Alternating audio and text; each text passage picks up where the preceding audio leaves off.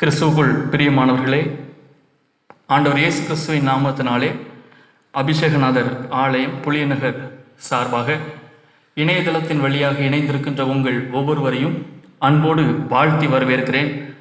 உயிர்த்தெழுந்த திருநாளுக்கு பின் வருகின்ற இந்த முதலாம் ஞாயிற்றுக்கிழமை காலை ஆராதனையின் வழியாக கிறிஸ்துவினுடைய மீட்பை, அவருடைய கிருபையை, அவரை பற்றி அறிந்து கொள்கின்ற ஆழமான அறிவை நாம் புரிந்துணர கர்த்தர் நமக்கு கிருபை செய்வாராக. இந்த ஆராதனைக்கு ஆரம்பமாக யாவரும் இணைந்து ஆண்டவரை நோக்கி பார்ப்போம். மகா கிருபை நிறைந்த நல்ல தந்தையே, உம்முடைய உயிர்த்தெழுதலின் வழியாக நித்திய ஜீவனை எங்களுக்கு போதித்திருக்கின்றவரே, உம்முடைய உயிர்த்தெழுதலின் வழியாக புது வாழ்க்கையை சீஷர்களுக்கு அளித்தவரே, உம்முடைய உயிர்த்தெழுதலின் வழியாக மீண்டும் சோர்ந்து போயிருந்தவர்களை தட்டி எழுப்பியவரே, இந்த நாளின் காலை வேளையிலேயும் நாங்களும் உம்முடைய உயிர்த்தெழுதலின் அனுபவத்தின் வழியாக புத்துணர்வையும் தட்டி எழுப்பப்படுகின்ற மேன்மையான கிருபைகளையும் பெற்றுக்கொள்ள இந்த ஆராதனை எங்களுக்கு உதவி செய்வதாக. பாடல்கள், நாங்கள் ஏறெடுக்கின்ற பிரார்த்தனைகள், கேட்கின்ற உம்முடைய வசனங்கள் எங்கள் மனதிலே கொழுந்து விட்டு எரியத்தக்கதாக தூய ஆவியார் எங்களிலே செயலாற்றுவீராக. இறை மைந்தன் இயேசு கிறிஸ்துவின் வழியாக வேண்டிக் கொள்கிறோம். ஜெபம் கேளும் ஜீவனுள்ள நல்ல பிதாவே, ஆமேன். அமர்ந்திருந்து யாவரும் இணைந்து கன்வென்ஷன் கீதங்களில் 560வது பாடலை பாடலாம். கன்வென்ஷன் கீதம் 560வது பாடல். கீதம் கீதம் ஜெய ஜெய கீதம். கரங்களை தட்டி பாடுவோம்.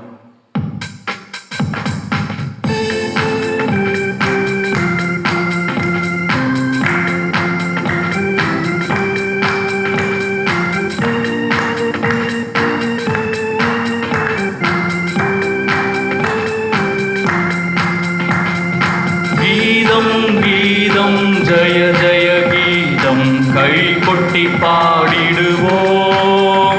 இயேசு ராஜன் உயிர்த்தெழுந்தார், அல்லேலூயா ஜெயம் என்று ஆர்ப்பரிப்போம். இயேசு ராஜன் உயிர்த்தெழுந்தார், அல்லேலூயா ஜெயம் என்று ஆர்ப்பரிப்போம்.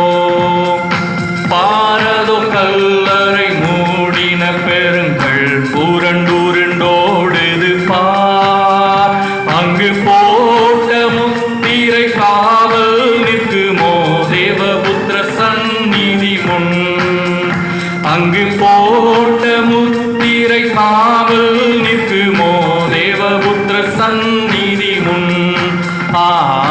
கீதம் கீதம் ஜெய ஜெய கீதம் கை கொட்டி பாடிடுவோம்.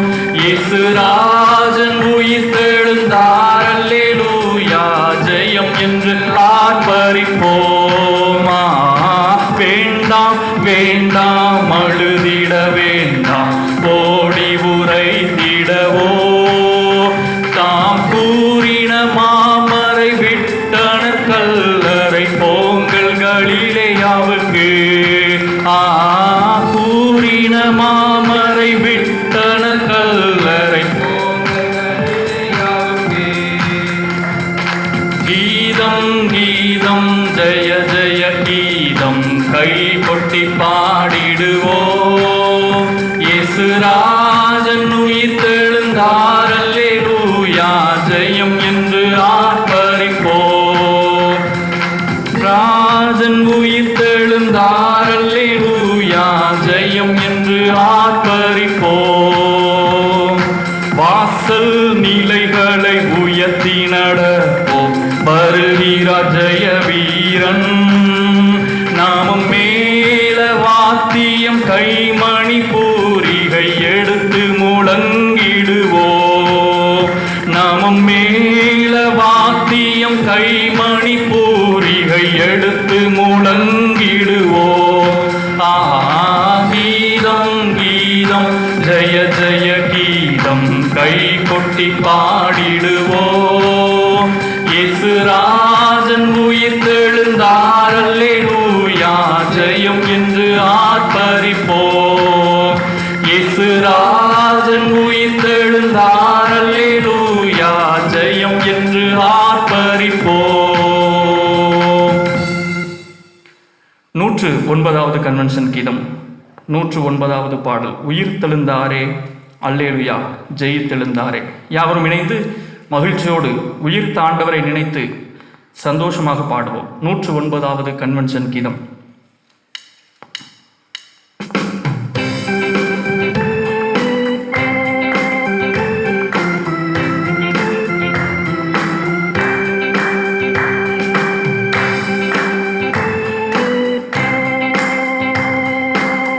உயிர் தெழுந்தாரே அல்லேலுயா, ஜெயித்தெழுந்தாரே. உயிருடன் எழுந்த மீட்பர் இயேசுவின் சொந்தமானாரே. உயிர் தெழுந்தாரே, கல்லறை திறந்திடவே, கடும் சேவகர் பயந்திடவே, கல்லறை திறந்திடவே, கடும் சேவகர் நடுங்கிடவே,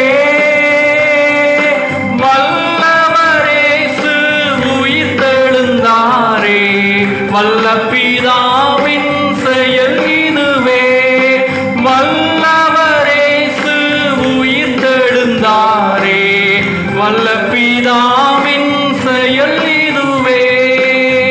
உயிர் தெழுந்தாரே அல்லேலுயா, ஜெயித்தெழுந்தாரே. உயிருடன் எழுந்த மீட்பர் இயேசுவின் சொந்தமானாரே.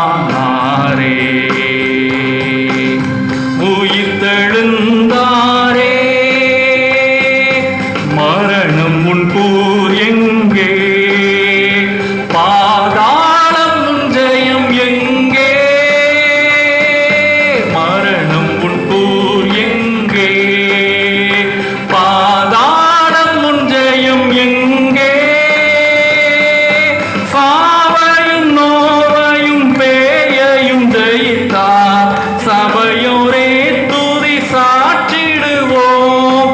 சாவையும் நோவையும் ஜெயையும் ஜெயித்தார், சபையோரே துதி சாற்றிடுவோம். உயிர் தெழுந்தாரே அல்லேலுயா, ஜெயித்தெழுந்தாரே.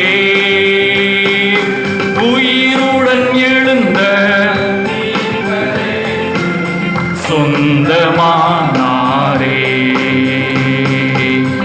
உயிர் தெழுந்தாரே, பரிசுத்தமாகுதலை பயத்தோடென்றும் காத்துக் கொள்வோம். பரிசுத்தமாகுதலை பயத்தோடென்றும் காத்துக் கொள்வோம்.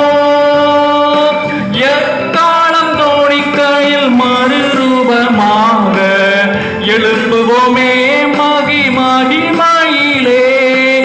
எக்காலம் தோணிக்கையில் மறுரூபமாக எழும்புவோமே மகிமையிலே. உயிர் தெழுந்தாரே அல்லேலுயா, ஜெயித்தெழுந்தாரே. உயிருடன் எழுந்த மீட்பர் இயேசுவின் சொந்தமானாரே. உயிர் தெழுந்தாரே. திருமறை பாடம் வாசிக்க கேட்போம். இந்த நாளுக்கென்று தென்னிந்திய திருச்சபை கொடுத்திருக்கின்ற திருமறை பாடம் பரிசுத்த யோவான் என்பவர் எழுதின நற்செய்தி நூல் 20ஆம் அதிகாரம் வசனங்கள் 19 முதல் 29 வரை. பரிசுத்த யோவான் என்பவர் எழுதின நற்செய்தி நூல் 20ஆம் அதிகாரம் 19ஆம் வசனம் முதல் வாசிக்க கேட்போம். வாரத்தின் முதல் நாளாகிய அன்றைய தினம் சாயங்கால வேளையிலே சீஷர்கள் கூடியிருந்த இடத்தில் யூதர்களுக்கு பயந்ததினால் கதவுகள் பூட்டி இருக்கையில் இயேசு வந்து நடுவே நின்று, உங்களுக்கு சமாதானம் என்றார். அவர் இப்படி சொல்லி தம்முடைய கைகளையும் விலாவையும் அவர்களுக்கு காண்பித்தார். சீஷர்கள் கர்த்தரை கண்டு சந்தோஷப்பட்டார்கள். இயேசு மறுபடியும் அவர்களை நோக்கி, உங்களுக்கு சமாதானம் உண்டாவதாக. பிதா என்னை அனுப்பினது போல நானும் உங்களை அனுப்புகிறேன் என்று சொல்லி அவர்கள் மேல் ஊதி, பரிசுத்த ஆவியை பெற்றுக்கொள்ளுங்கள். எவர்களுடைய பாவங்களை மன்னிக்கிறீர்களோ அவைகள் அவர்களுக்கு மன்னிக்கப்படும். எவர்களுடைய பாவங்களை மன்னியாதிருக்கிறீர்களோ அவைகள் அவர்களுக்கு மன்னிக்கப்படாதிருக்கும் என்றார். இயேசு வந்திருந்த போது 12 ஒருவனாகிய திதிமு எனப்பட்ட தோமா என்பவன் அவர்களுடனே கூட இருக்கவில்லை. மற்ற சீஷர்கள் கர்த்தரை கண்டோம் என்று அவனுடனே சொன்னார்கள். அதற்கு தோமா, அவருடைய கைகளில் ஆணிகளினால் உண்டான காயத்தை நான் கண்டு, அந்த காயத்திலே என் விரலை விட்டு என் கையை அவருடைய விலாவிலை போட்டால் ஒழிய விசுவாசிக்க மாட்டேன் என்றான். மறுபடியும் 8 நாளைக்கு பின்பு அவருடைய சீஷர்கள் வீட்டுக்குள்ளே இருந்தார்கள். தோமாவும் அவர்களுடனே கூட இருந்தான். கதவுகள் பூட்டப்பட்டிருந்தது. அப்பொழுது இயேசு வந்து நடுவே நின்று, உங்களுக்கு சமாதானம் என்றார். பின்பு அவர் தோமாவை நோக்கி, நீ உன் விரலை இங்கே நீட்டி என் கைகளை பார். உன் கையை நீட்டி என் விலாவிலை போடு. அவிசுவாசியாயிராமல் விசுவாசியாயிரு என்றார். தோமா இயேசுவுக்கு பிரதியுத்தரமாக, என் ஆண்டவரே, என் தேவனே என்றான். அதற்கு இயேசு, தோமாவே, நீ என்னை கண்டதினாலே விசுவாசித்தாய். காணாதிருந்தும் விசுவாசிக்கிறவர்கள் பாக்கியவான்கள் என்றார் என்பது இந்த நாளுக்கென்று நியமிக்கப்பட்ட திருமறை பாடம் வாசித்து முடிந்தாயிற்று. யாவரும் இணைந்து அப்போஸ்தலருடைய விசுவாச பிரமாணத்தை சேர்ந்து ஏறெடுப்போம். அப்போஸ்தலருடைய விசுவாச பிரமாணம். வானத்தையும் பூமியையும் படைத்த சர்வ வல்லமையுள்ள பிதாவாகிய தேவனை விசுவாசிக்கிறேன். அவருடைய ஒரே குமாரனாகிய நம்முடைய நாதர் இயேசு கிறிஸ்துவை விசுவாசிக்கிறேன். அவர் பரிசுத்த ஆவியினாலே கன்னி மரியாளிடத்தில் உற்பவித்து பிறந்தார். பொந்தி பிலாத்துவின் காலத்தில் பாடுபட்டு சிலுவையில் அறையுண்டு மரித்து அடக்கம் பண்ணப்பட்டு பாதாளத்தில் இறங்கினார். 3ஆம் நாள் மரித்தோரிடத்தில் இருந்து எழுந்தருளினார். பரமண்டலத்துக்கு ஏறி சர்வ வல்லமையுள்ள பிதாவாகிய தேவனுடைய வலது பார்சத்திலே வீற்றிருக்கிறார். அவ்விடத்திலிருந்து உயிருள்ளோரையும் மரித்தோரையும் நியாயம் தீர்க்க வருவார். பரிசுத்த ஆவியை விசுவாசிக்கிறேன். பொதுவாயிருக்கிற பரிசுத்த சபையும் பரிசுத்தவான்களுடைய ஐக்கியமும் பாவ மன்னிப்பும் சரீரம் உயிர்த்தலும் நித்திய ஜீவனும் உண்டென்று விசுவாசிக்கிறேன். ஆமென். அறிவிப்புகள். பரிசுத்த விவாக அறிக்கை. தூத்துக்குடி நாசரேத் திருமண்டலம் செபத்தையாபுரம் சேகரம் புளியநகர் சபையை சார்ந்த திரு ஞான சிகாமணி அவர்கள் மகன் வழி பேத்தியும், நம்முடைய சபையை சார்ந்த காலம் சென்ற திரு ஜி சாலமோன் ராஜ சுரேஷ் அவர்களின் குமாரத்தியாகிய எஸ் விஜய் அவர்களும், திருநெல்வேலி திருமண்டலம் காந்திநகர் சேகரம் காந்திநகர் சபையை சார்ந்த திரு ஜே சாமுவேல் விக்டர் சவுந்தரராஜ் அவர்களின் குமாரர் ஜே.எஸ். ஆப்ரஹாம் டேனியல் ராஜும் விவாகம் செய்து கொள்ளப் போகிறார்கள் என்று அறிவிக்கிறேன். இது இவர்களுக்கு 2வது அறிக்கை. இவர்களை பரிசுத்த விவாகத்தில் சேர்க்கக்கூடாதபடிக்கு நியாயமான காரணமாவது தடையாவது உண்டென்று உங்களில் யாராவது அறிந்திருந்தால் சேகர குருவானவருக்கு எழுத்து மூலம் தெரிவிக்க வேண்டும். பெயர் வாசிக்க கேட்ட விவாக அறிக்கையிலே பெயர் வாசிக்க கேட்ட இந்த பிள்ளைகளுக்காக ஆண்டவருடைய சமூகத்தை நோக்கி பார்ப்போம். மனிதன் தனிமையாய் இருப்பது நல்லதல்ல என்று கண்டு அவனுக்கு ஏற்ற துணையை உண்டாக்கின சர்வ வல்லமை படைத்த தந்தையே, இந்த நாளிலே பெயர் வாசிக்க கேட்ட உடைய பிள்ளைகளுக்காக உமக்கு நன்றி செலுத்துகிறோம். கர்த்தர் நினைத்தது தடைபடாது. கர்த்தர் சகலத்தையும் அதினதின் காலத்தில் நேர்த்தியாய் செய்கின்றவர். ஆண்டவரே, இந்த நாளிலே அப்படி திருமணத்தின் வழியாக இணைக்கப்பட இருக்கக்கூடிய தம்முடைய பிள்ளைகளுக்காக நன்றி செலுத்துகிறோம். நீர் நினைத்த இந்த காரியம், நீர் தம்முடைய பிள்ளைகளுக்கு உருவாக்கி வைத்திருக்கின்ற இந்த மனமகிழ்ச்சியின் நாள், இதற்காக நம்முடைய பிள்ளைகள் எடுக்கக்கூடிய எல்லா விதமான பிரயாசங்கள், அன்பின் பிரயத்தனங்கள் எல்லாவற்றையும் கர்த்தர் ஆசீர்வதிப்பீராக. பெற்றோர்களினுடைய முயற்சி, இன்னுமாக உறவினர்களினுடைய முயற்சி, இன்னும் மற்றவர்களினுடைய எல்லா விதமான முயற்சிகளும் வெற்றி பெற கர்த்தர் கிருபை செய்யும். நல்ல சூழல்களை கர்த்தர் ஏற்படுத்தி தாரும். பிள்ளைகளினுடைய வாழ்வு ஆண்டவரால் நறுமணம் வீசுகின்ற வாழ்வாக காணப்பட கர்த்தர் நீர் கிருபை செய்திருள வேண்டும் என்று எங்கள் அருமைநாதர் இயேசு கிறிஸ்துவின் வழியாக வேண்டிக் கொள்கிறோம். எங்கள் ஜெபம் கேளும் ஜீவனுள்ள நல்ல பிதாவே, ஆமேன். மற்றும் ஒரு அறிவிப்பு, மே மாதம் 1ஆம் தேதி நம்முடைய ஆலயத்திலே வழக்கமாக ஆலய அசன பண்டிகை நடைபெறுவது வழக்கம். ஆனால் இருக்கக்கூடிய அசாதாரணமான சூழல், நம்முடைய நாட்டினுடைய ஊரடங்கு வழிகாட்டுதல் இவைகளின்படி வருகின்ற 1ஆம் தேதி, மே மாதம் 1ஆம் தேதி நடைபெறுகின்ற ஆலய அசன பண்டிகை நடைபெறாது என்று திருச்சபையாருக்கு, கிராமத்தாருக்கு, பொதுமக்களுக்கு இதன் வழியாக அறிவிப்பு செய்யப்படுகிறது. கர்த்தருக்கு சித்தமானால் வருகின்ற ஆண்டிலே நாம் அந்த அசன பண்டிகையை ஆசரிப்போம். கர்த்தருக்கு சித்தமானால் அசன பண்டிகை தினத்தினின்று நம்முடைய ஆலயத்தின் யூடியூப் பக்கத்தின் வழியாக ஆண்டவருடைய நாமத்தை நாம் மகிமைப்படுத்த கர்த்தர் நமக்கு அருள் தருவாராக. ஆகவே இதை மனதிலே நாம் கொள்வோம். இந்த ஆண்டு அசனம் நடைபெறாது. அசனம் ஆண்டவருக்கு சித்தமானால் அடுத்த ஆண்டு நடைபெறும். பொருத்தனைகள், நேர்ச்சைகள் இந்த ஆண்டிலே நிறைவேற்றப்பட வேண்டும் என்று விரும்புகின்றவர்கள் ஆலயத்தின் பெரியவர்களை, பொறுப்பாளர்களை நீங்கள் தொடர்பு கொள்ளலாம். யாவரும் இணைந்து ஆராதனை கீதம் 66வது பாடலை பாடுவோம். ஆராதனை கீதம் 66வது பாடல், இந்நாளில் இயேசுநாதர்.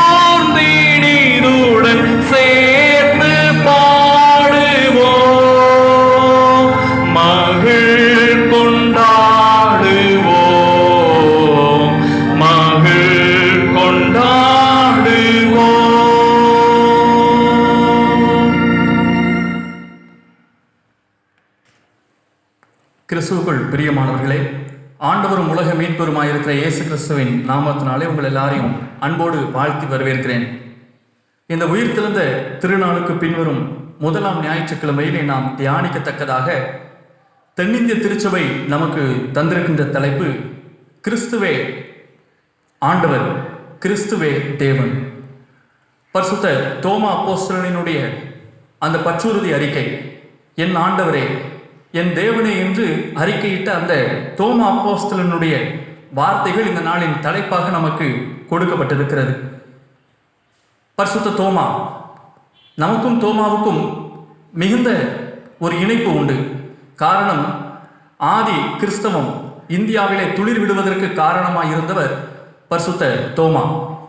இந்த தோமாவை குறித்து 4 நற்செய்தி நூல்களிலே பெயர்களை நாம் பார்க்க முடிகிறது. குறிப்பாக சினாப்டிக் காஸ்பல்ஸ் என்று சொல்லப்படுகின்ற சமநோக்கு நற்செய்திகளான மத்தேயு, மார்க்கு, லூக்கா, இந்த 3ம் தோமா இயேசு கிறிஸ்துவின் சீஷர் என்று மட்டுமே பதிவு செய்திருக்கிறது. ஆனால் 4வது நற்செய்தியான யோவான் நற்செய்தி நூலிலே தோமாவினுடைய செய்திகள் சில நமக்கு கிடைக்கப்படுகிறது. ஆனாலும் மூன்றே இடத்திலே பரிசுத்த தோமாவை குறித்ததான செய்திகள் நமக்கு வேதாகமத்திலே யோவான் நற்செய்தியிலே காண கிடைக்கப்படுகிறது. குறிப்பாக யோவான் 11ஆம் அதிகாரம், யோவான் 14ஆம் அதிகாரம், மற்றொன்று திருமறை பாடமாக வாசிக்க கேட்ட யோவான் 20ஆம் அதிகாரம். இந்த 3 அதிகாரங்களுக்குள்ளே தோமாவினுடைய வாழ்க்கை குறித்து வேதாகமம் நமக்கு தெளிவாக மிக தீர்க்கமான சில போதனைகளை நமக்கு முன்வைத்திருக்கிறது என்பதை நாம் இந்த நாளிலே தியானிக்க முடியும். 2 குறிப்புகளை வைத்து இந்த தோமா நமக்கு விடுகின்ற அறைகூவல்கள், சவால்கள் என்ன என்று நாம் சிந்திக்க அழைக்கப்படுகிறோம். எல்லாரும் நினைப்போம் தோமா ஒரு சந்தேக பேர்வழி. அவர் எப்பொழுதுமே இயேசு கிறிஸ்துவினுடைய உயிர்த்தெழுதலிலே சந்தேகம் கொண்டவர் என்கின்ற எண்ணம் நமக்கு மேலோங்கி நிற்கிறது. அது நிமித்தமாக தோமாவினுடைய ஆழமான பற்றுறுதி, விசுவாசம் இவைகளை நாம் பல நேரங்களிலே இழந்து விடுகிறோம். ஆனால் இந்த நாளில் திருமறை பகுதிகளின் வழியாக தோமாவினுடைய விசுவாச அறிக்கை, அவருடைய பற்றுறுதி அறிக்கை, என் கடவுளே என்று ஆண்டவர் இயேசு கிறிஸ்துவை அறிக்கை செய்ததினுடைய பின்னணியை குறித்து 2 குறிப்புகளிலே நாம் இந்த நாளின் காலை வேளையிலே தியானிக்கலாம். தோமா யோவான் 11ஆம் அதிகாரத்திலே நமக்கு முன்பதாக காட்டப்படுகிறார். லாசரு சுகவீனமாக இருக்கிறார், ஆகவே இயேசு கிறிஸ்து பெத்தானியாவுக்கு வர வேண்டும் என்கின்ற அழைப்பு அங்கே ஆண்டவரை நோக்கி வருகிறது. அப்படிப்பட்ட அந்த சூழலிலே இயேசு கிறிஸ்து லாசருவை தேடி செல்ல வேண்டும். ஆனால் இயேசு கிறிஸ்து எப்பொழுது இங்கே வருவார், அவரை பிடித்து நாம் கல்லெறிந்து விட வேண்டும் என்று ஒரு கூட்டம் இயேசு கிறிஸ்துவுக்கு எதிராக இருந்தது என்று யோவான் 11ஆம் அதிகாரத்திலேயே நாம் வாசிக்கின்ற பொழுது அறிந்து கொள்ள முடிகிறது. இப்படிப்பட்ட ஒரு இக்கட்டான சூழல், தன்னுடைய நண்பனாகிய லாசருவையும் போய் பார்க்க வேண்டும், ஆனால் போனால் அங்கே என்ன நடக்கும் என்று தெரியாது. இந்த சூழலிலே நிற்கின்ற பொழுது மற்ற சீஷர்கள் எல்லாரும் போக வேண்டாம் என்று இயேசு கிறிஸ்துவை கேட்டுக்கொள்கிறார்கள் என்று நாம் வாசிக்க முடிகிறது. நாம் அங்கே செல்ல வேண்டாம் என்று அவர்கள் பயந்தார்கள் என்று வேதவசனம் நமக்கு தெளிவாக குறிப்பிடுகிறதை நாம் பார்க்கலாம். ஆனால் இந்த தோமாவோ என்ன சொன்னார் என்று வேதத்திலே வாசித்து பார்க்கின்ற பொழுது நமக்கு ஒரு அதிர்ச்சி நிறைந்த, இல்லை என்றால் வியப்புக்குரிய ஒரு வார்த்தை நமக்கு முன்பதாக வைக்கப்படுகிறதை நாம் பார்த்து அறிந்து கொள்ள முடிகிறது. நாம் இயேசுவோடு போவோம் வாருங்கள் என்று தோமா குறிப்பிடுகிறார். யோவான் 11ஆம் அதிகாரத்திலே வசனங்கள் 15, 16 வாசித்து பார்க்கின்ற பொழுது அவன் சொல்லுகின்ற 2 வசனங்கள், 2 வார்த்தைகள் அழகாக சொல்லப்படுகிறது. வாசிக்கிறேன். யோவான் 11, 16. அப்பொழுது திதிவு எண்ணப்பட்ட தோமா மற்ற சீஷர்களை நோக்கி, அவரோட கூட மரிக்கும்படி நாமும் போவோம் வாருங்கள். நாமும் போவோம், அவரோடு இணைந்து மரிக்கலாம். இடர்களை சந்திக்கின்ற தோமா, இடர்களை சந்திப்பதற்கு சற்றும் மனம் தளராத தோமா. மற்ற சீஷர்களோ அப்படி இருக்கவில்லை.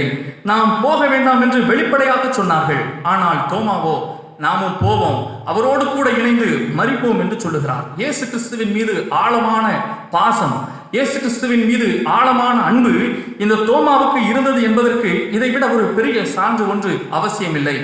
அங்கே சென்றால் கல்லெறியலாம். இந்த 12 பேரோடு சேர்த்து இயேசு கிறிஸ்துவை 13வது நபராக வைத்து கல்லெறிந்து கொள்ளலாம். இல்லை என்றால் சிறையிலே கொண்டு இயேசு கிறிஸ்துவை தள்ளலாம். இப்படிப்பட்ட ஒரு சூழலிலே இந்த தோமா இயேசுவோடு சேர்ந்து நாமும் மரிப்போம் என்கிறார். அன்பு, ஆழமான அன்பு. அது நிமித்தமாக இடர்களை சந்திக்கலாம், சவால்களை சந்திக்கலாம் என்கின்ற ஒரு மன உறுதியை இந்த தோமா பெற்றிருந்தார் என்று நாம் வாசிக்க முடிகிறது. நம்முடைய உலக வாழ்க்கையிலே எவ்விதமான இடர்களை சந்திப்பதற்கு நாம் தகுதியுள்ளவர்களாக இருக்கிறோம், எவ்விதமான சவால்களை சந்திப்பதற்கு நாம் உறுதியுடையவர்களாக இருக்கிறோம் என்று நாம் நமக்குள்ளே கேட்டு பார்ப்பதற்கு அழைக்கப்படுகின்றோம். நம்முடைய குற்றங்களை எல்லாருக்கும் முன்பதாக அறிக்கை இடுவது என்பது ஒரு சாதாரணமான ஒன்றல்ல. அதை நாம் திறம்பட செய்து ஆண்டவருடைய சமூகத்திலே நாம் பாவ மன்னிப்பை பெற்றுக் கொள்கிறோமா? ஆண்டவரிடத்திலே சென்று நாம் செய்த தவறுகளுக்காக மன்னிப்பு கேட்கிறோம். அதே நேரத்திலே நாம் எந்த மனிதனிடத்திலே அதிகமான பிரச்சனைகளை ஏற்படுத்தி இருந்தோமோ அந்த மனிதனிடத்திலே சென்று நாம் ஒப்புரவாகுவது என்பது மிகவும் கடினமான செயல். ஆனால் அதை நாம் செய்வதற்கு நமக்குள்ளே பழக்கப்படுத்தி இருக்கிறோமா? நம்முடைய உலக வாழ்க்கையிலே ஆண்டவர் நமக்கு தருகின்ற வருமானத்திலே ஒரு பகுதியை எடுத்து ஆண்டவருக்கு கொடுப்பதற்கு நாம் தகுதியாக்கப்பட்டிருக்கிறோமா? ஒருவேளை அந்த ஒரு பங்கு என்பது அது நம்முடைய வாழ்வினுடைய தேவையாக இருக்கலாம். நம்முடைய வாழ்க்கையினுடைய ஏதோ ஒரு தேவையை நாம் பூர்த்தி செய்து விடலாம். ஆனாலும் நான் கொடுக்கிறேன் என்று கொடுப்பது, சவால் எடுப்பது இது சாதாரணமான ஒன்றல்ல. ஒரு குருவானவர் எனக்கு தெரியும். அவர்கள் சபையிலே சபை ஊழியராக வேலை பார்த்து கொண்டிருந்த போது மிகுந்த சொற்பமான சம்பளத்தில் வேலை பார்த்து கொண்டிருந்தார்கள். அவர்கள் சொன்ன ஒரு வார்த்தை, என்னுடைய அந்த சொற்பமான சம்பளத்திலேயும் 10ல் ஒரு பகுதியை எடுத்து என் ஆண்டவருக்கு நான் கொடுப்பேன்.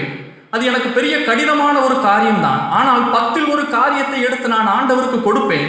அதனால் நான் பெற்றிருக்கின்ற ஆசீர்வாதத்திற்கு அளவே இல்லை என்று சொல்லுகிறார். எடுத்து வைக்க வேண்டிய நேரத்திலே எனக்கு பெரிய தேவைகள் எல்லாம் வந்து முட்டும். ஆனால் அவைகளின் நடுவிலேயும் நான் எடுத்து கொடுப்பேன். ஆண்டவர் என்னை இவ்வளவாய் உயர்த்தி இருக்கிறார் என்று அந்த குருவானவர் ஐயா அவர்கள் குறிப்பிட்டார்கள். நம்முடைய சக நண்பர்களிடத்திலே, வேலை செய்கின்ற நம்முடைய உடன் ஊழியர்களிடத்திலே இயேசு கிறிஸ்துவை குறித்து நாம் எத்தனை முறை நாம் பகிர்ந்திருப்போம்? சற்று சிந்தித்து பார்க்க அழைக்கப்படுகின்றோம். அந்த சவாலை ஏன் நாம் எடுக்க வேண்டும்? அந்த இடரை நாம் ஏன் சந்திக்க வேண்டும்? ஒருவேளை என்னுடன் வேலை பார்க்கக்கூடிய மனிதன் என்னை சொல்லலாம், இவன் ஒரு ரிலிஜியஸ் ஃபண்டமெண்டலிஸ்ட், இவன் ஒரு சமய அடிப்படைவாதி என்று என்னை பார்த்து சொல்லலாம். என்னை பார்த்து இவன் ஒரு பரிசுத்தவான் என்று ஒருவேளை கேலி செய்யலாம். இதை நான் ஏன் சொல்ல வேண்டும்? சொல்லாமல் அமைதியாக இருந்தால் எனக்கு நல்ல பெயர் கிடைக்கும் என்று நாம் எண்ணலாம். இப்படிப்பட்ட சவால்களை நாம் சந்திப்பதற்கு தகுதியுள்ளவர்களாக இருக்கிறோமா என்று நாம் சிந்தித்து பார்க்க அழைக்கப்படுகின்றோம். நம்முடைய திருச்சபையின் வளர்ச்சிகளிலேயும் நம்முடைய பங்கு எப்படிப்பட்டதாக இருக்கிறது? இடர் நமக்கு வருகிறது என்று தெரிந்து கொள்ளுகின்ற பொழுது அந்த இடரை சந்திப்பதற்கும் நாம் ஆயத்தமாக இருக்க வேண்டும். அந்த இடர்களையும் நாம் சந்திக்கின்ற பொழுது அதன் வழியாகவும் கர்த்தர் நமக்கு ஆசீர்வாதத்தை தர முடியும். பரிசுத்த தோமா அங்கே தன்னுடைய சொந்த நாட்டை விட்டு இந்தியாவிற்கு வந்தார். அவருடைய திருச்சபைகள் எல்லாம் இன்றும் நமக்கு முன்பதாக சான்று பகிர்கிறது. அவர் அடிக்கடி சென்று செய்த மலை, ஜெபமலை என்பது அங்கு கேரளத்திலே மலையாட்டூர் என்கின்ற பகுதியிலே இருக்கிறது. அத்தனை இடத்திற்கும் அவர் ஒவ்வொரு நாளும் மேலும் கீழுமாக ஏறி இறங்கி ஆண்டவரை நோக்கி ஜெபம் செய்திருக்கிறார். திருச்சபைகளை உருவாக்கி இருக்கிறார். திருச்சபையின் வளர்ச்சியிலே தன்னையே தியாகமாக கொடுத்திருக்கிறார். இடர்களை சந்திப்பதற்கு துணிவு கொண்ட தோமா என்பதை நாம் ஒருபோதும் மறந்துவிடக்கூடாது. மார்ட்டின் லூத்தரை நாம் வரலாற்றிலே, கிறிஸ்தவ வரலாற்றிலே எடுத்து பார்த்தோமே என்றால், மார்ட்டின் லூத்தரினுடைய பங்களிப்பு திருச்சபையினுடைய வளர்ச்சிக்கு ஏராளம்.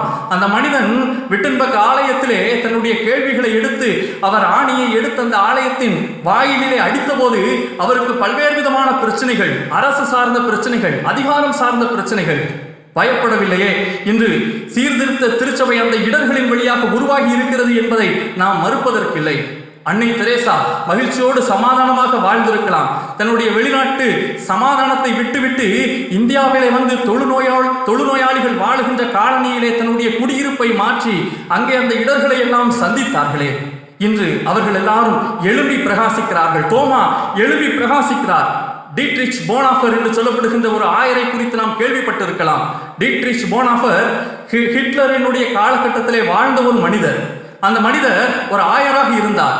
இந்த ஹிட்லர் செய்த அநியாயங்களை எல்லாம் எதிர்த்து குரல் கொடுத்ததிலே இந்த டீட்ரிச் போனாஃபர் முதல் மனிதனாக இருந்தார். நீ ஜெர்மனியை பாவத்திற்கு உட்படுத்துகிறாய் என்று இந்த ஹிட்லரை பார்த்து எதிர்வார்த்தைகளை சொன்னபடியினால் சிறையிலே தள்ளப்பட்டு கொலைக்கு உண்டாக்கப்பட்டவர் இந்த டீட்ரிச் போனாஃபர். வாயை மூடிக்கொண்டிருந்தால் அந்த இடரை, அந்த சவாலை அவர் சந்திக்க வேண்டும் என்று விரும்பாமல் இருந்திருந்தால் அவரை குறித்து நாம் ஒருபோதும் அறிந்திருக்க வாய்ப்பில்லை. ஆனால் இப்படிப்பட்ட மனிதர்கள் நம்முடைய திருச்சபையினுடைய வளர்ச்சியிலையும் தனியாளினுடைய வளர்ச்சியிலையும் செயல்பட்டு இருக்கிறார்கள். எத்தனையோ மேலை நாட்டு மிஷனரிமார்கள் என்று நம் பகுதியிலே வந்ததினால் திருச்சபை வளர்ந்து நிமிர்ந்து நிற்கிறது. நாம் நிமிர்ந்து நிற்கிறோம். நம்முடைய சமுதாய அவல நிலையிலிருந்து நாம் உயர்ந்து நிற்கிறோம். இடர்களை சந்தித்த தலைவர்கள், மிஷனரிமார்கள். இந்த தோமாவும் அப்படிப்பட்டவர் தான். இடர்களை சந்தித்தவர். அவர் சந்தேக பேர்வழி அல்ல, அவர் இடர்களை சந்தித்தவர், சவால்களை எதிர்கொண்டவர். தோமாவை போல நாமும் இடர்களையும் சவால்களையும் சந்திப்பதற்கு, ஆண்டவருடைய பணிக்காக, இந்த சமுதாய பணிகளுக்காக இடர்களை சந்திப்பதற்கு, நம்மை முன்னிறுத்துவதற்கு அழைக்கப்படுகின்றோம். இரண்டாவதாக யோவான் 14ஆம் அதிகாரத்திலே இந்த தோமாவை குறித்து சில வசனங்களை நாம் வாசிக்க முடிகிறது. மிக பிரசித்தி பெற்ற வார்த்தைகள். உங்கள் இருதயம் கலங்காதிருப்பதாக, என்னிடத்தில் விசுவாசமாயிருங்கள், தேவனிடத்திலும் விசுவாசமாயிருங்கள் என்று இயேசு கிறிஸ்து சீஷர்களுக்கு கற்பித்து வருகின்ற பொழுது, நான் போகிற இடத்தை நீங்கள் அறிந்திருக்கிறீர்கள், வழியையும் நீங்கள் அறிந்திருக்கிறீர்கள் என்று சொன்னபோது மற்ற சீஷர்கள் எல்லாரும் அமைதியாக இருக்கிறார்கள். ஏதோ பேசுகிறார், ஏதோ சொல்லுகிறார், கேட்டுக்கொள்வோம் என்று. ஆனால் இந்த தோமாவோ அப்படி இருக்கவில்லை. இயேசு கிறிஸ்து சொல்லுகிறார் யோவான் 14ஆம் அதிகாரம் 4ஆம் வசனத்திலே, நான் போகிற இடத்தை அறிந்திருக்கிறீர்கள், வழியையும் அறிந்திருக்கிறீர்கள் என்றார். ஆனால் தோமா மறுமொழி சொல்லுகிறார். தோமா அவரை நோக்கி, ஆண்டவரே, நீர் போகிற இடத்தை அறியோமே, வழியை நாங்கள் எப்படி அறிவோம் என்றான். நீர் போகிற இடமே எங்களுக்கு தெரியாது, வழி எப்படி எங்களுக்கு தெரியும்? இயேசுவை பார்த்து அவன் கேள்வி எழுப்பி தனக்குள்ளே ஒரு தெளிவை உண்டாக்குவதற்கு விசாரிக்கிறான். விசாரணை செய்கின்ற ஒரு மனிதனாக அங்கே காணப்படுகிறான். மற்ற சீஷர்களுக்கும் புரியவில்லை. ஆனால் இவனுடைய கேள்வியின் வழியாக மற்றவர்களும் புரிந்து கொள்ளத்தக்கதான ஒரு வழியை இந்த தோமா உண்டாக்கினான் என்பது திருமறைகளை நமக்கு காட்டப்படுகின்ற ஒரு மேன்மையான செய்தி. ஒரு இன்கொயரர், அவர் விசாரிக்கிறான். அடுத்ததாக இந்த இன்கொயர் என்கின்ற வார்த்தைக்கு அடுத்த ஒரு வார்த்தையை நாம் சொல்ல வேண்டும் என்றால் ரிசர்ச்சர் என்று சொல்லலாம். தேடுகின்றவன். எப்படி ஒரு PhD ஸ்காலர் படிக்கக்கூடிய ஒரு மனிதர், ஒரு மாணவன் தான் படித்ததை இன்னும் அதிகமாக தேடுவதற்கு அவன் பல்வேறு விதமான கேள்விகளை எழுப்பி பார்க்கிறானோ, அதே போல ஒரு தேடுகின்ற ஒரு மனிதனாக, விடையை தெரிந்து கொள்வதற்காக தேடுகின்ற ஒரு மனிதனாக இந்த தோமா காணப்பட்டார் என்று நாம் வாசிக்க முடிகிறது. எதற்காக இந்த தேடுதல்? அந்த வசனத்தை நாம் உற்று நோக்கி பார்த்தால் நமக்கு தெரியும். இயேசு கிறிஸ்து எங்கேயோ போகிறார், நான் போகிற வழியை நீங்கள் அறிவீர்கள் என்று சொல்லுகிறார். அவர் போய்விடுவார். போன பின்பதாக அந்த வழி எனக்கு தெரியாமல் போனால் நானும் அவரோடு இருக்க முடியாதே. என்னுடைய அன்புக்குரிய இயேசு கிறிஸ்துவை நான் இழந்து விடுவேனே. ஆகவே எனக்கு இதிலே ஒரு தெளிவு தேவை என்பதற்காக இயேசு கிறிஸ்துவினிடத்திலே நீர் போகிற வழியை நாங்கள் அறியோம் என்று அவன் கேள்வி எழுப்பி அவன் தெளிவு பெறுவதற்கு அங்கே முயற்சிக்கிறதை பார்க்க முடிகிறது. இப்பொழுதும் இயேசு கிறிஸ்துவின் மீது இருந்த அன்பினால் இந்த கேள்வியை எழுப்புகிறான். நான் இயேசு கிறிஸ்துவோடு இருக்க வேண்டும், நான் இயேசு கிறிஸ்துவோடு வாழ வேண்டும் என்பதற்காக அங்கே அவன் அந்த கேள்வியை எழுப்புகிறான். தட்டுகிறவனுக்கு திறக்கப்படும், கேட்கிற எவனும் பெற்றுக் கொள்கிறான். அங்கே ஒரு தெளிவான ஒரு விடையை எல்லாரும் பெறுகிறார்கள் என்று நாம் பார்க்க முடிகிறது. வாசிக்க கேட்ட பகுதியிலையும் தோமாவை சந்தேக பேர் வழியாக நாம் நோக்குகிறோம். உண்மைதான், அவன் அங்கே சந்தேகப்பட்டான். இயேசு கிறிஸ்துவினுடைய உயிர்த்தெழுதலை அவன் சந்தேக கண்ணோடு அவன் நோக்கினான். ஆனால் அதனுடைய ஆழமான அர்த்தம் என்பது சாதாரணமானதல்ல. காணாமல் இருந்து விசுவாசிக்கிறவன் தான் சிறப்புக்குரியவன் என்று வேதாகமும் சொல்லுகிறது. எபிரேயர் 11ஆம் அதிகாரம் 1ஆம் வசனமும் அதைத்தான் சொல்லுகிறது. ஆபிரகாமினுடைய விசுவாசத்தை குறித்து சொல்லுகின்ற பொழுது விசுவாசிகளின் தந்தை என்று ஆபிரகாம் எதற்காக அழைக்கப்படுகிறார் என்றால், அவர் காணாததை விசுவாசித்தார். அவர் போகின்ற இடத்தை அவர் அறியாமலேயே ஆண்டவர் சொன்னதை கேட்டு சென்றார். ஆகவே அவர் விசுவாசத்தின் தந்தை. ஆனால் தோமாவும் உண்மையாக அந்த இடத்திலே விசுவாசத்திலே குறைவுபட்டிருந்தார் என்று சொல்லுவதை காட்டிலும் அவர் இன்னும் அதிகமாக தேடி தெரிந்து கொள்வதற்காக விரும்பினார். ஏனென்றால் இயேசு கிறிஸ்துவை அன்பாக நேசித்த மனிதன், அவருக்காக உயிரை கொடுப்போம் என்று சொன்ன மனிதன், இயேசுவினுடைய வழியை தெரிந்து கொள்ள வேண்டும் என்று விரும்பிய மனிதன். இப்பொழுது தன்னுடைய கண்களுக்கு ஆண்டவருடைய காட்சி கிடைக்கப்படவில்லை. அவர் மற்ற சீஷர்களுக்கு காட்சி தரப்பட்டிருக்கிறார். நானும் இன்னும் அதிகமாக இதை அறிந்து கொள்ள வேண்டுமே என்பதற்காக அந்த மனிதன் சொல்லுகிறார், நான் அவருடைய விழாவில் என் கைகளை போட்டு பார்க்க வேண்டும், அப்படிதான் நான் நம்புவேன் என்று குறிப்பிடுகிறார். ஒரு விசாரிக்கின்றவராக, தேடுகின்றவராக அவருடைய தேடல் இன்னும் விசாலமாக மாறுகிறது. அவருடைய விசுவாச குறைபாட்டினால் 8 நாள் அவர் காக்க வேண்டிய நிலை ஏற்பட்டது. மற்ற சீஷர்களுக்கோ இயேசு கிறிஸ்து உயிர் தெழுந்து விட்டார் என்கின்ற சந்தோஷம் அன்றே, அந்த ஈஸ்டர் தினத்தன்றே கிடைக்கப்படுகிறது. ஆனால் தோமா சந்தேகத்தை எழுப்பினதினால் 8 நாட்கள் அவர் காத்து கொண்டிருக்க வேண்டிய அவசியம் இருந்தது. தான் நேசித்த இயேசு எனக்கு இன்னும் காட்சி தரவில்லை, அவனுக்குள் சமாதானம் இல்லை. மற்றவர்களுக்கோ சந்தோஷம் வந்துவிட்டது, சமாதானம் வந்துவிட்டது. இயேசுவினுடைய வார்த்தை அங்கே வந்தவர்களுக்கு முதலாவதாக சொல்லுகின்ற வார்த்தை என்ன என்று நாம் பார்க்கின்ற பொழுது, உங்களுக்கு சமாதானம் என்கிறார் யோவான் 20ஆம் அதிகாரம் 19ஆம் வசனத்திலே. ஆனால் அந்த சமாதானம் 8 நாட்கள் இந்த தோமாவுக்கு கிடைக்கப்படவில்லை. வேதனை தான். ஆனாலும் தேடுகிறான். அவன் தேடிக்கொண்டே இருக்கிறான், மன்றாடி இருப்பான், போராடி இருப்பான். ஆண்டவர் 8 நாளைக்கு பின்பதாக காட்சி தருகிறார். அவர் காட்சி தந்த போது எதற்காகவும் அவர் வெயிட் செய்யவில்லை, அவர் எதற்காகவும் காத்திருக்கவில்லை. அந்த வசனத்தை நாம் வாசித்து பார்க்கின்ற பொழுதே மீண்டுமாக இயேசு கிறிஸ்து 26ஆம் வசனத்திலே மறுபடியும் 8 நாளைக்கு பின்பு என்று ஆரம்பிக்கிறது. தொடர்ந்து நாம் அந்த பகுதியை வாசித்து பார்க்கின்ற பொழுது, பின்பு அவர் தோமாவை நோக்கி, வேறு எந்த விதமான வார்த்தையும் அவர் பிரயோகிக்கவில்லை, சமாதானம் என்று சொல்லிவிட்டு தோமாவை நோக்கி இயேசு கிறிஸ்து நகர்ந்து விடுகிறார் என்று நாம் திருமறையிலே வாசிக்கிறோம். அவனுடைய தேடுதலுக்கு ஆண்டவர் விடையை தந்து விடுகிறார்.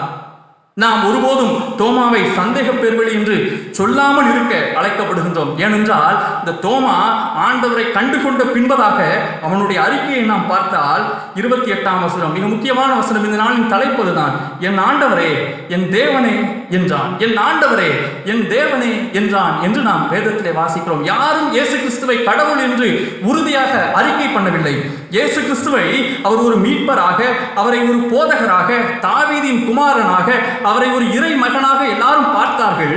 ஆனால் தேவனாக, இறைவனாக ஒருவரும் அவரை அறிக்கை செய்யவில்லை. ஆனால் இந்த தேடுகின்ற மனிதனாகிய, இந்த ரிசர்ச்சராகிய இந்த தோமா இயேசு கிறிஸ்துவை அறிந்த மாத்திரத்திலே, இவர்தான் உயிர் தெழுந்திருக்கின்ற ஆண்டவர் தான் இறைவன் என்று அறிந்து கொண்ட மாத்திரத்திலே தன்னுடைய சந்தேகத்தை எல்லாம் விடுத்துவிட்டு இயேசு கிறிஸ்துவை அங்கே ஒரு ஆண்டவராக, இயேசு கிறிஸ்துவை ஒரு கடவுளாக அங்கே அறிக்கை செய்கின்ற முதல் மனிதனாக திருமறையிலே காணப்பட்டார்.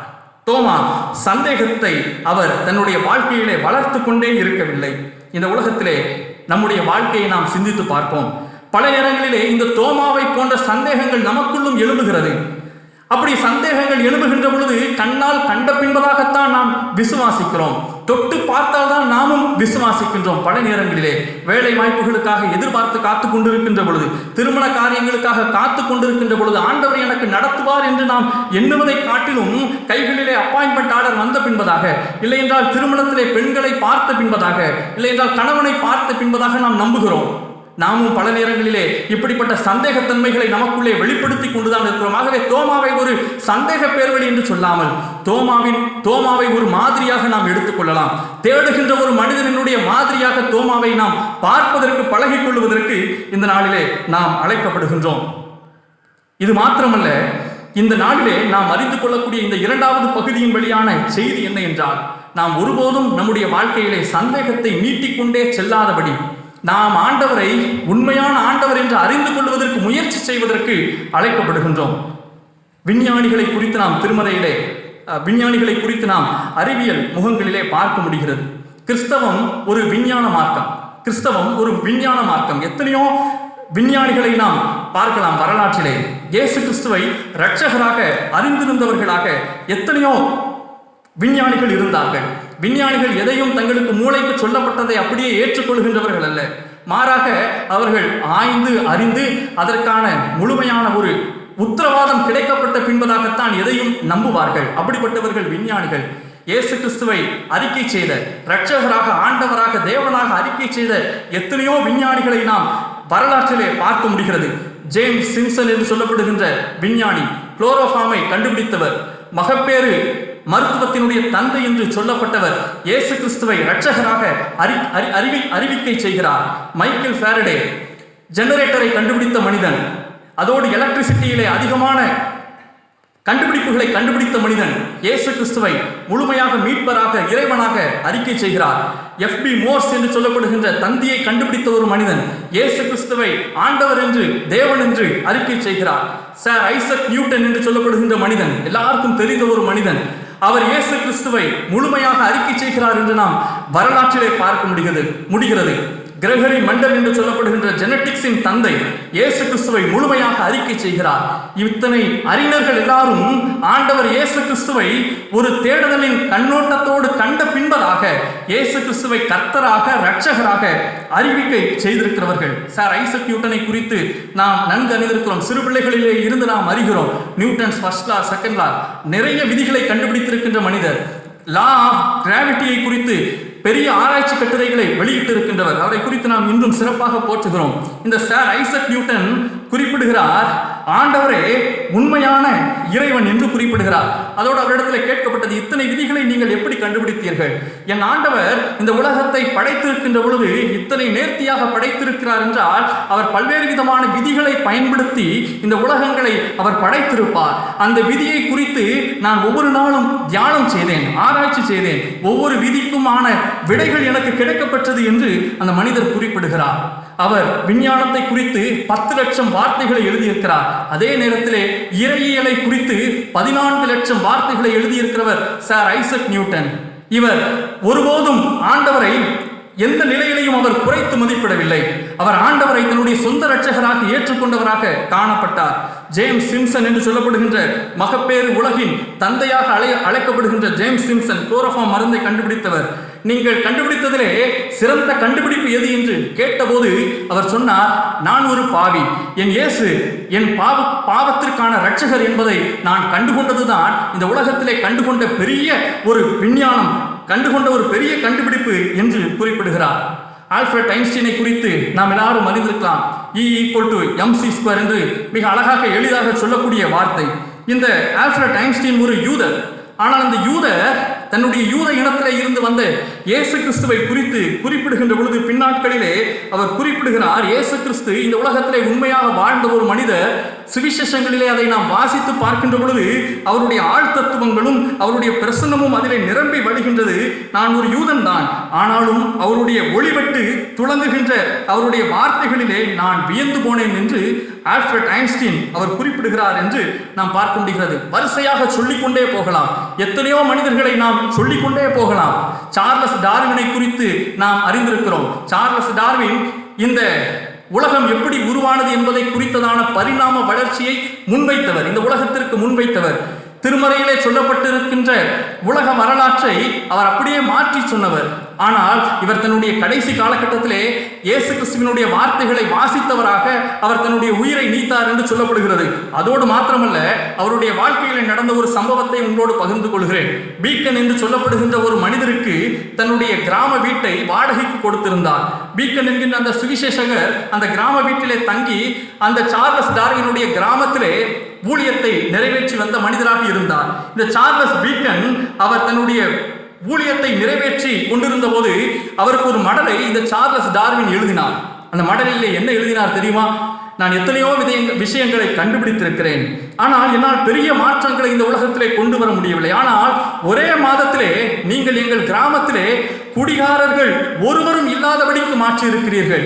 இது உங்களால் மட்டுமே முடியுமானது, உங்களுடைய சுவிசேஷத்தினால் மட்டுமே முடியுமானது என்று இந்த சார்லஸ் டார்வின் பீக்கனுக்கு எழுதிய லெட்டரிலே அவர் குறிப்பிட்டிருக்கிறார் என்று நாம் வரலாற்றிலே அறிந்து கொள்ள முடிகிறது. தேடுதல்கள் இருக்கலாம், ஆண்டவரை பற்றியதான தேடுதல்கள் மனிதர்களுக்கு இருக்கலாம், ஆனால் அதனுடைய நிறைவு அது ஆண்டவரை முழுமையாக அறிந்து கொள்வதிலே இருக்க வேண்டும். கடவுளை குறித்து நாம் கேள்வி எழுப்பிக் கொண்டே இருக்கலாம், கடவுளை குறித்ததான வியாக்கியானங்களை நாம் முன்வைத்துக் கொண்டே இருக்கலாம், ஆனால் அதற்கு ஒரு முடிவு காலம் வேண்டும். 8 நாளைக்கும் இந்த தோமாவுக்கு மகிழ்ச்சி இல்லை. ஆண்டவரை அறியாத அந்த முழுமையான தோமாவுக்கு மகிழ்ச்சி இல்லை, அவர் கஷ்டப்பட்டார். நாமும் தேடிக்கொண்டே இருப்போமே என்றால் நம்முடைய இருதயங்களிலே பல நேரங்களிலே சமாதானம் இல்லாமல் செல்வதற்கு வழிவகை இருக்கிறது. ஆண்டவரை தேடுவது தவறல்ல, ஆண்டவரை ஆழமாக தேடுவது தவறே இல்லை. ஆனால் ஆண்டவரை நாம் செய்கின்ற அறிக்கை அதுதான் மிக மிக முக்கியமானது. பிசாசானவன் இப்படிப்பட்ட மனிதர்களை தேடிக்கொண்டிருக்கின்ற மனிதர்களினுடைய கண்களை கட்டக்கூடிய எல்லா விதமான வேலைகளையும் அவன் செய்வான். ஏனென்றால் அவன் பொய்யனும் பொய்க்கு பிதாவுமாய் இருக்கிறான் என்று வேதாகமம் சொல்லுகிறது. யோவான் 8ஆம் அதிகாரம் 44ஆம் வசனத்திலே தேடுகின்ற மனிதர்கள் அவர்களுடைய கண்கள் குருடாக்கப்படத்தக்கதாக, அவர்கள் கண்கள் பார்வை இழந்து போகத்தக்கதாக கேள்விகளையும் வியாக்கியானங்களையும் முன்வைத்து கடவுளை மறுதளிக்கக்கூடிய மனிதர்களாக மாற்றுகின்ற வேலைகளையும் பிசாசானவன் செய்கிறான். ஏனென்றால் அவன் கர்ச்சிக்கிற சிங்கம் போல் இருக்கிறான், எவனை விழுங்கலாமோ என்று வகை தேடி சுற்றித் திரிகிறான் என்று நாம் வேதாகமத்திலே வாசிக்க முடிகிறது. ஏவாளினுடைய கண்களை கட்டினான் என்று நாம் திருமறையிலே வாசிக்கின்றோம். 2 கல்லன்களிலே ஒரு கல்லனினுடைய கண்களை அவன் கட்டினான், உண்மையை ஏற்றுக்கொள்ள முடியாதபடி அவனுடைய கண்கள் கட்டப்பட்டிருந்தது என்பதை நாம் பார்க்கிறோம். ஒருபோதும் வஞ்சியாதபடிக்கு இத்தனை விஞ்ஞான மார்க்கத்தை உள்ளடக்கிய ஆண்டவருடைய வார்த்தையை ஏற்றுக்கொண்ட விஞ்ஞானிகளைப் போல நாம் ஆண்டவரை முழுமையாக இரட்சகராக ஏற்றுக்கொள்வதற்கு இந்த தோமா நமக்கு ஒரு அழைப்பை விடுக்கிறார். ஆபகு கடைசியாக சொல்லி ஒரு செய்தியை முடிக்கிறேன். இந்த உலகத்திலே நடைபெறுகின்ற பல காரியங்கள், இந்த உலகத்திலே நடைபெறுகின்ற பல்வேறு விதமான தீமையான காரியங்கள், பெண்களுக்கு எதிராக நடைபெறுகின்ற காரியங்கள், இந்த உலகத்திலே நடைபெறுகின்ற பல்வேறு விதமான பிரச்சனைகளை பார்த்து கடவுள் இருக்கிறாரா, கடவுள் இந்த உலகத்திலே செயல்படுகிறாரா என்ற கேள்விகள் மனிதர்களுக்குள்ளாக பல நேரங்களிலே எழும்புகிறதை நாம் பார்க்க முடிகிறது. கடவுள் என்பவர் இருந்தால் ஏன் இவைகளை எல்லாம் பார்த்து கொண்டிருக்கிறார்? இந்த கேள்வி மனிதனுக்குள் எழுப்பிக் கொண்டே இருக்கிறது. ஆபகூக் தீர்க்கதரிசி ஒரு நல்ல ஒரு எடுத்துக்காட்டு. ஆபகூக் தீர்க்கதரிசி ஒரு நல்ல பதிலை நமக்கு இதிலே வைக்கிறார். அவருடைய தீர்க்க தரிசன வசனங்களை நாம் 3 அதிகாரங்கள் இருக்கிறது, வீட்டிலே தனிமையாக இருக்கின்ற பொழுது வாசித்து பாருங்கள். மிக அருமையான ஒரு தீர்க்க தரிசன வார்த்தைகள். அந்த ஆபகூக் முதலாவதாக தன்னுடைய கேள்வியை எழுப்புகின்ற பொழுது, ஆண்டவரே நீர் இவைகளை எல்லாம் பார்த்து கொண்டிருக்கிறீரோ? மிக அழகாக அவனுடைய கேள்வி எழுப்பப்படுகிறது. 1ஆம் வசனத்தை வாசித்து பார்க்கின்ற பொழுதே நாம் அதை புரிந்து கொள்ளலாம். நீர் இவைகளை எல்லாம் பார்த்து கொண்டா இருக்கிறீர் என்று அவர் தன்னுடைய கேள்வியை எழுப்புகிறார். அதை தொடர்ச்சியாக நாம் வாசித்து பார்க்கிற பொழுது, நீர் இவ்வளவு கூப்பிடுகிறோம் நீர் கேட்காமல் இருக்கிறீரே, இவ்வளவு கூப்பிடுகிறோம் நீர் ரட்சிக்காமல் இருக்கிறீரே. இதுதான் இந்த ஆபகுக்கினுடைய கேள்வியாக அமைந்திருந்தது. தீமையை பார்க்க மாட்டேன் என்று சொல்லி இருக்கிறீர், தீமையை பார்க்க மாட்டாத சுத்த கண்ணனே, நீர் இந்த துரோகிகளை எல்லாம் நோக்கி கொண்டிருக்கிறது என்ன? இந்த உலகத்திலே நடைபெறுகின்ற இத்தனை சம்பவங்களுக்கும் நீர் ஒரு விதமான பதிலையும் நீர் சொல்லாமல் இருப்பதென்ன? நீர் இருக்கிறீரா? இந்த ஒரு கேள்வியை ஆபகுக் முன்வைக்கிறார். இன்று நமக்குள்ளும் பலருக்குள்ளும் இந்த கேள்விகள் முன்வைக்கப்படுகிறது, சந்தேகங்களை எழுப்பி விடுகிறது. இப்படிப்பட்ட கேள்விகள் ஆபகுக் ஒரு சரியான ஒரு விடை. 2ஆம் அதிகாரத்திலே, ஆபகுக் 2ஆம் அதிகாரத்திலே ஆண்டவர் அதற்கு பதிலாக தருகிறார். நீ இவ்வளவு அகங்காரியாக இருந்து கொண்டு, நீ இவ்வளவு கொள்ளைகளை அடித்த முன்பதாக, நீ இத்தனை மக்களை எல்லாம் வெட்டி போட்டதற்கு பின்பதாக, இரத்த பலிகளால் நீ இவ்வளவு நிலைகளிலே சூழ்ந்திருக்கின்ற பொழுது என்னை பார்த்து நீ தீமையை பொறுக்க மாட்டாத சுத்த கண்ணனை என்று எப்படி கேள்வி எழுப்பலாம் என்று ஆண்டவர் அங்கே ஒரு அறிக்கையை விடுக்கிறார். மனம் திரும்புவதற்கான ஒரு அறிக்கையை விடுக்கிறார். கடைசியாக ஆபகுக் 3ஆம் அதிகாரத்திலே அந்த ஆபகுக் தீர்க்கதரிசி கேள்வியை எழுப்பிக் கொண்டிருந்த, ஆண்டவர் இருக்கிறாரா என்று கேள்வியை எழுப்பிக் கொண்டிருந்த இந்த ஆபகுக் தீர்க்கதரிசி கடைசியாக சொல்லி முடிக்கிறார். அத்திமரம் துளிர் விடாமல் போனாலும், திராட்சை செடிகளில் பழம் உண்டாகாமல் போனாலும், ஒலிவ மரத்தின் பலன் அற்று போனாலும், வயல்கள் தானியத்தை விளைவியாமல் போனாலும், கிடையில் ஆட்டு மந்தைகள் முதலற்று போனாலும், தொழுவத்திலே மாடுகள் இல்லாமல் போனாலும், நான் கர்த்தருக்குள் மகிழ்ச்சியாயிருப்பேன், என் ரட்சிப்பின் தேவனுக்குள் களி கூறுவேன் என்று சொல்லுகிறார். அவருடைய தொடக்க கேள்வி, நீர் என்ன செய்து கொண்டிருக்கிறீர்? நான் இவ்வளவு கூப்பிடுகிறேனே, நீர் கேளாமல் இருக்கிறீரே. நான் இவ்வளவு நோக்கி கூப்பிடுகிறேனே, நீர் ரட்சியாமல் இருக்கிறீரே. மிக அருமையான ஒரு ஆபகுக்கு தீர்க்க தரிசன புத்தகம் நமக்கு விடையாக இருக்கிறது. சந்தேகத்தோடு எழும்பிய ஆபகுக்கு சரியான விளக்கத்தை ஆண்டவர் கொடுத்தார். அவன் அழகாக தன்னை அறிக்கை செய்தான். ஆண்டவரே, எது நடந்தாலும் நடக்காமல் போனாலும் நான் உமக்குள் களி கூறுவேன். இதைத்தான் 3 வாலிபர்களும், எபிரேய 3 வாலிபர்களும், தானியேலும் அங்கே வெளிப்படுத்தினார்கள் என்று பார்க்க முடிகிறது. தோமாவும் இதைத்தான் செய்தார், தேடினார். கடைசியாக ஆண்டவரை என் தேவனே, என் கடவுளே என்று அவர் அறிக்கை செய்தார் என்று பார்க்க முடிகிறது. இவ்விதமான அறிக்கைகள் நம்மிடத்திலே வெளிப்படட்டும். நம்முடைய சந்தேகங்கள் ஒவ்வொரு நாளும் மேலோங்க வேண்டாம், சந்தேகங்களை எழுப்பிக் கொண்டே போக வேண்டாம். தீர்வுகளுக்காக வேதத்தை நாம் நோக்கி பார்ப்போம். ஆண்டவர் நம்மோடு பேசுவார். அந்த சமாதானத்தை நாம் அதன் வழியாக பெற முடியும். நம்முடைய வாழ்க்கையிலே இடர்களை சந்திப்பவர்களாக, சவால்களை எதிர்கொள்ளுகின்றவர்களாக, ஆண்டவரை இன்னும் அதிகமாக விசாரிப்பவர்களாக செயலாற்றுவோம். கர்த்தருடைய கிருபை நம் எல்லாருக்கும் கிடைக்கப்படும். ஆமென். யாவரும் இணைந்து ஆராதனை கீதம் 64வது பாடலை பாடுவோம். ஆராதனை கீதம் 64வது பாடல்.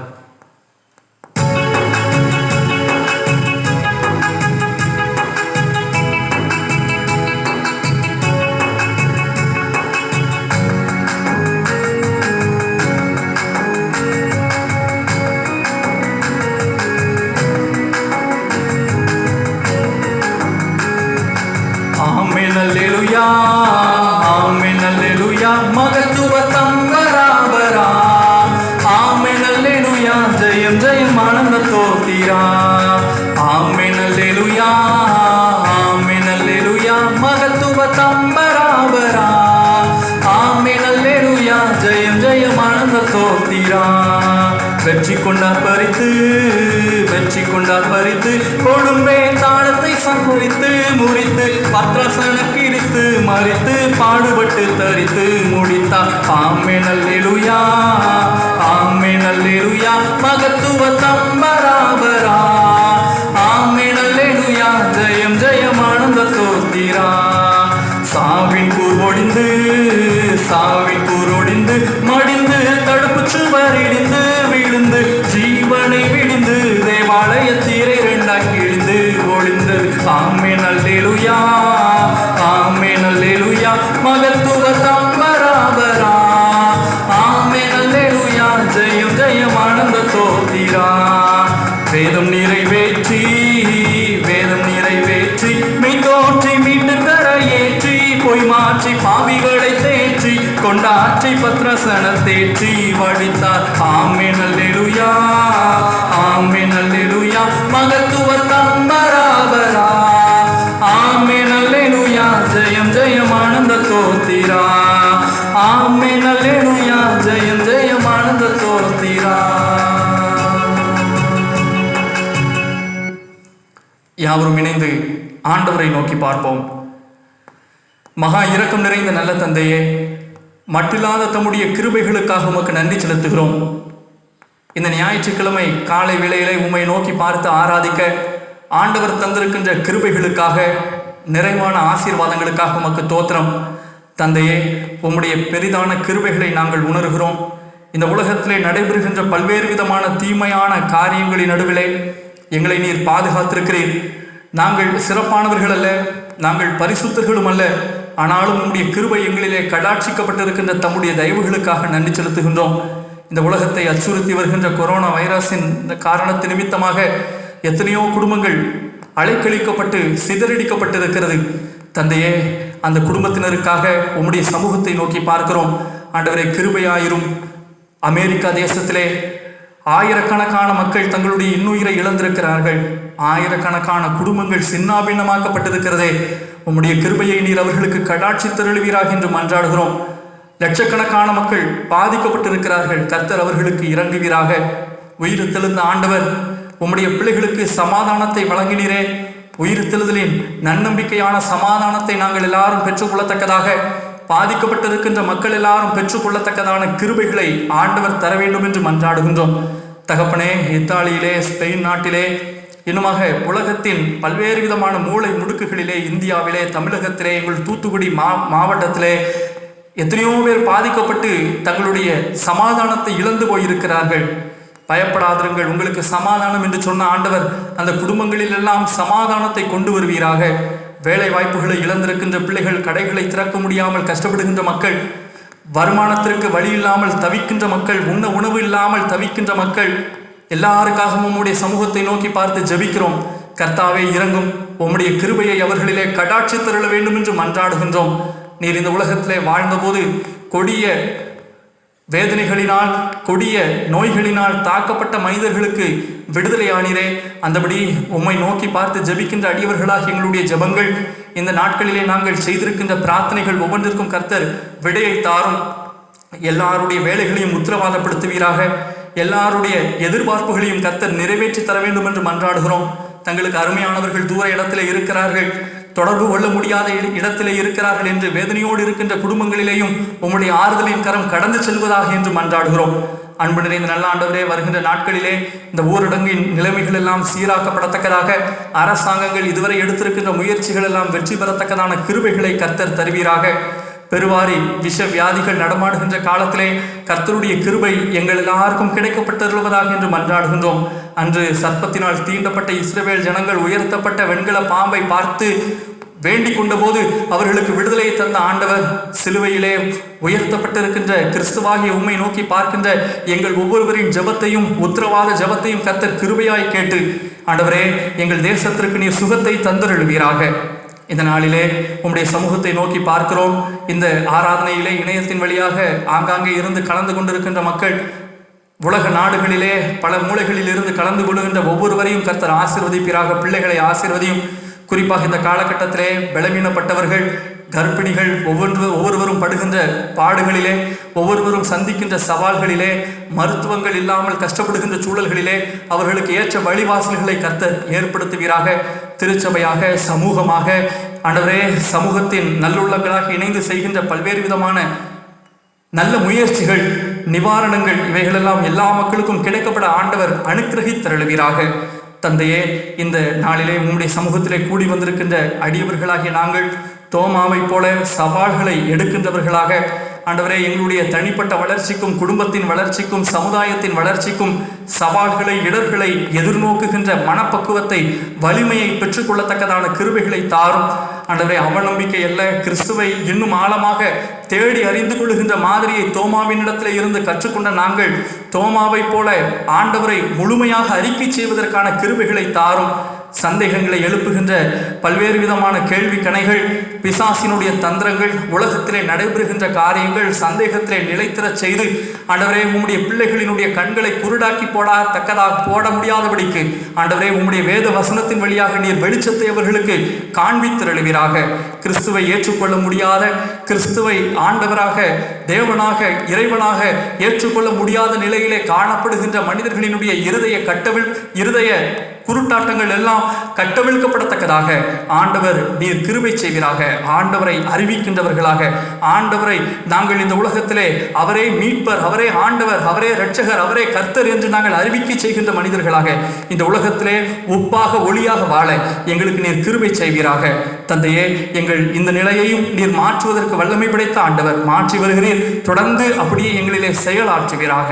உம்முடைய திருநாமம் மாத்திரம் மகிமைப்படட்டும். அன்பு நிறைந்த ஆண்டவரே, நீரே எங்களை ஆளுகை செய்வீராக.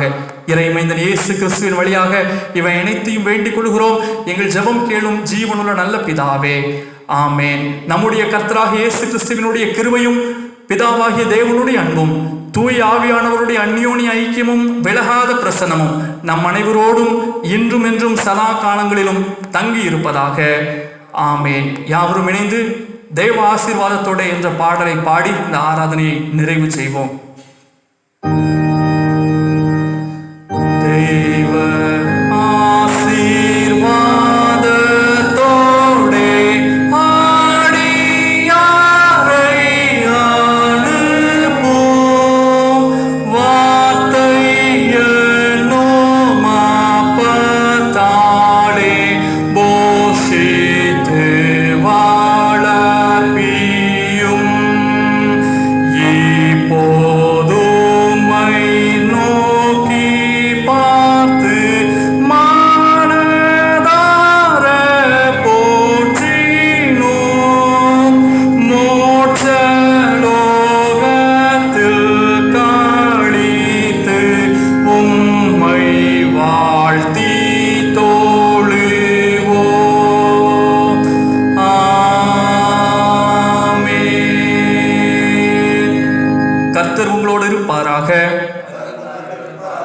தேவ சமாதானத்தோட போய் வர கடவோம்.